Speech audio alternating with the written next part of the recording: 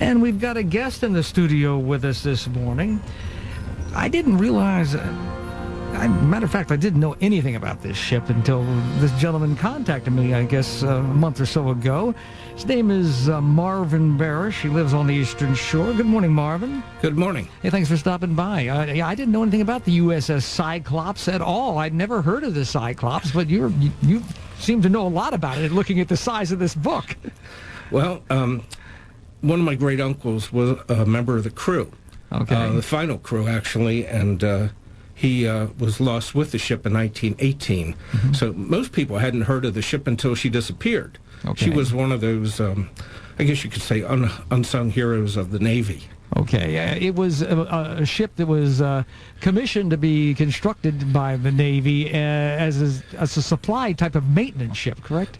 Well, actually, she carried coal and fuel oil. Mm-hmm. So back around the time she was constructed, the Navy was beginning to use hybrid-powered ships. Okay. Some use coal, some use oil, some use both, some of the battleships. And so she was kind of the one of the workhorses that followed the fleet, kept them fueled. She also carried the mail, some other supplies. She also transported a lot of Marines down to Guantanamo.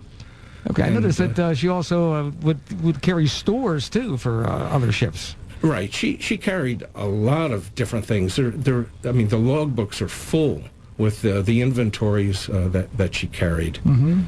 Okay, what year was the ship constructed? She was constructed. Actually, her construction was finished in 1910. So most of 1909, she was under construction. Okay, now we're not talking about a small ship. What was the size of this vessel? She was 542 feet in length, mm-hmm. 65 feet in beam. Okay. The width. And so her displacement was 19,270 tons.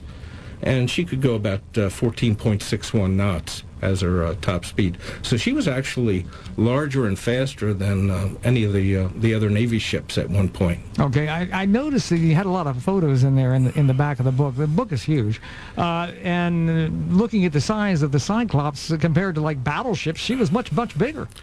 She almost made the battleships look like toys. Yeah. In comparison, and that's fully loaded. I mean, if she wasn't loaded, she'd be sitting a lot higher in the water, and she'd really be looking down on those craft.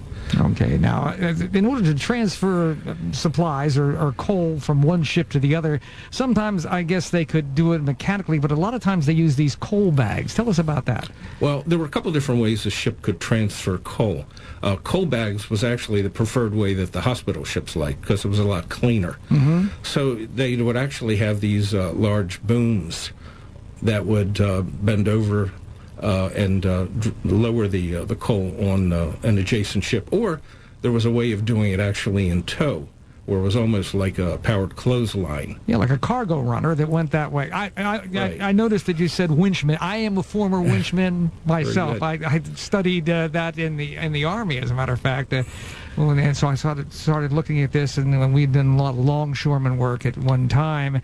And back then we learned all about the electric and hydraulic, even steam winches. They had a few of those around. And I'm sure they had steam winches on the Cyclops. Absolutely. It was, and they were not safe by any stretch of the imagination back then.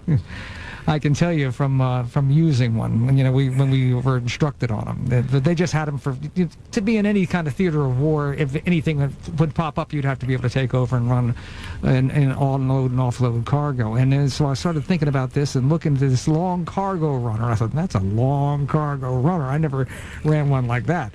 Plus, I mean, this transfer would take place with those lines mm-hmm. while they were moving. Yeah. So it was. She was one of the early. Well, she wasn't the first to do it, but she was really the first in the Navy to really prove that it was a viable process. Okay. Now the ship was. The skipper of the ship, or the master, as they call them, was kind of a strange bird. He was he really born in Germany, and he took on an American name, or what was the story there? Well, records prove that he actually was born in Germany, even though his Navy documents said San Francisco was his place of birth. Mm-hmm. I've done a lot of research in that subject, even of late, and there's more proof that he did come over from Germany. Exactly at what age, that's still up in the air, but he did change his name. The Cyclops actually started off as a civilian-run ship under the Bureau of Navigation. So originally he was a ship's master. Right. Then once we got into the First World War... April 6th, yeah. Right. Then those officers were offered the possibility of receiving commissions in the U.S. Naval Reserve Force. So he became a lieutenant commander. He was the only commander the Cyclops ever had. Mm-hmm. Okay, well, what was the story? I mean, he was... different sides of the coin say he was, very patriotic, but then again, others said he was pro-German. Right. There were some people back in Norfolk that attested to the Office of Naval Investigation when they were doing aftermath, try to figure out exactly what happened. Was it sabotage? Was it, some sort of other crimes against the Navy? Or was it just purely an accident? So they talked to everybody and anybody who knew him. One of the odd things was, before we got into the First World War, this was back in 1914, the war in Europe was already underway, he decorated the ship, dressed the ship in honor of the Crown Prince of Germany, and that's in the logbooks. Yeah. So that's not even... subject for debate. It's was that blue and white or something? Well, all the different signal flags that would be up and down the lines, like you'd see in like a big assembly of ships, celebration. So he did this. He also visited the ships that were interned by the U.S. government. Department of Labor was responsible for managing the internship of captured German vessels. And so some of those were in port at Norfolk, and he used to visit the captains of those ships and have little gatherings with them and dinner and so forth. Yeah, we're talking to Marvin Barrash, who's written this book about the USS Cyclops. Now, when did this book come out, Marvin? This book actually came out in 2010 after 13 years of work on it. Mm-hmm. The research never stopped. Okay. So I'm continuing the research.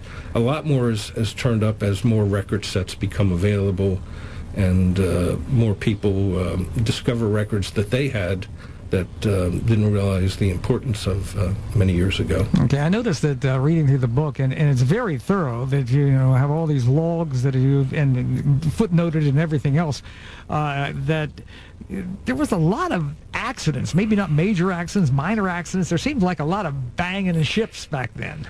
This ship, it would have been pulled off the road a long time ago. Yeah. I mean, it had collisions with some of our battleships.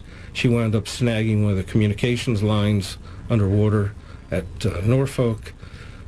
She was in the process of transferring coal side by side up at Newport, Rhode Island, with the USS Virginia, a battleship. Mm-hmm. Weather got rough. One of the spars from the Virginia pierced the Cyclops below the waterline, and she could have sank if it wasn't for a recovery ship helping to offload the coal onto a lot of coal barges.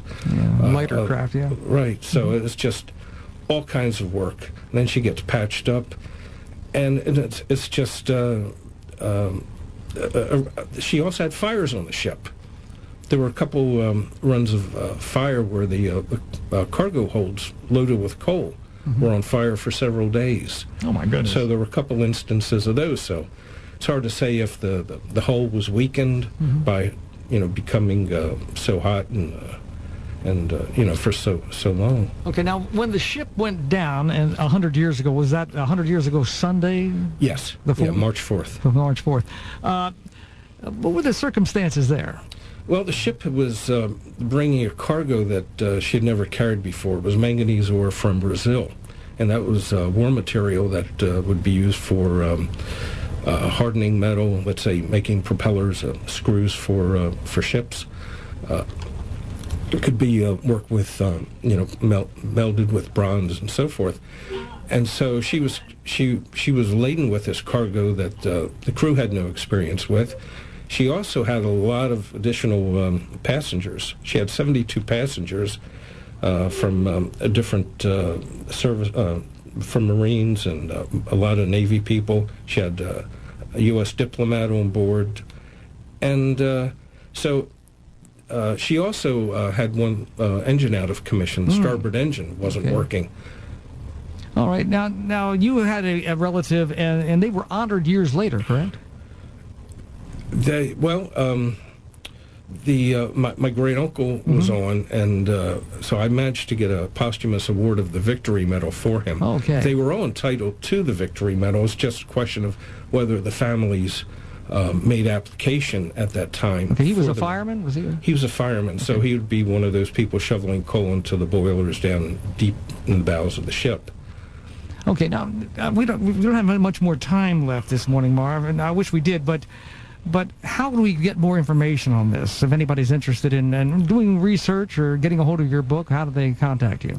Well, they could email me at cyclops.book@gmail.com, or I don't have a real short website address, but if they research Cyclops and my last name Barrash, and it's a Google website, so it's out there. It shouldn't be hard to find. And also, if they check with Heritage Books. Heritage Books, the publisher. Okay, and your next book's coming out when? It could be maybe a year or two off. It's I'm heavy into research. There was a prequel to this that talked about the captain in his earlier years. I have more information, so there's actually going to be a volume 2 to the USS CYCLOPS book.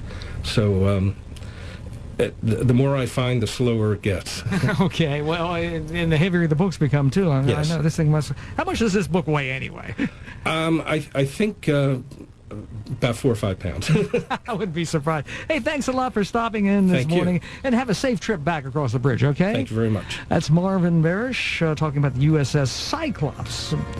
Coaler that went down 100 years ago Sunday. I believe almost a Bermuda Triangle type of thing as well. So there you go in that area. 8:48 the time right now. And look.